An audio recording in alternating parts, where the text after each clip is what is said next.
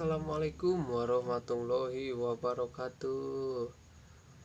Kumaha dararamang nya sing sarareha teh nya ulah aya nu gering lah nya sing dijauhkeun gering mah di lembur usum naon mah di sim kuring mah usum-usuman nama usum kawin geus barisa deui kawin teh nama ngan kamari mah teu bisa di imah ayeuna mah geus bararisa deui harajat di imah teh nya sok bisi nu arek kararawin ayeuna mah geus mulai kondusif meureunna nya. Video ayeuna sim kuring bade ngebahas tentang jampe karahayuan nya. Karahayuan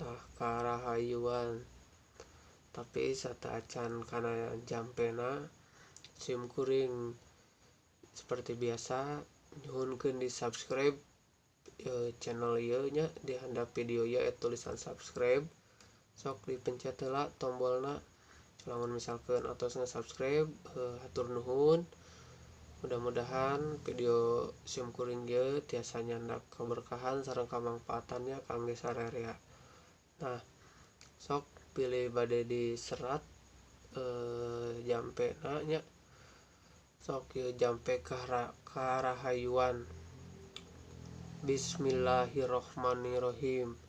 Panita karahayuan ini purwaning sakti manghaja hehe anu hiri anu dengki anu jail kaniaya datang satangtung hurung salengkerang anu herang sadiri rea anu asih salampah rea nu hayang ning jagat aya nu isun putra putri Nabi Adam umat Nabi Rasulullah ing malaikat eta jampe karahayuan bilih bade diamalkeun sok mangga wae amalkeun.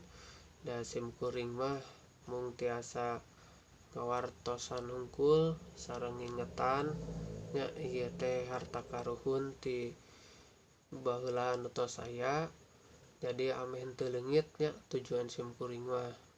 Sekali deui sim kuring ngucapkeun hatur nuhun kanu atos nonton video ieu. Lamun misalkeun aya kakurangan sok di komen wae video ieu nya.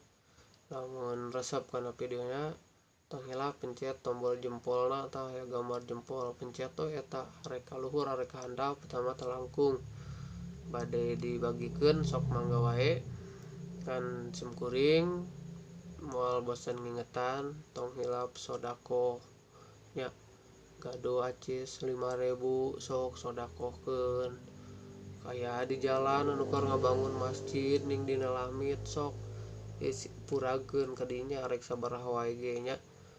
Sakitu video ayeuna. Wassalamualaikum warahmatullahi wabarakatuh. Sampurasun.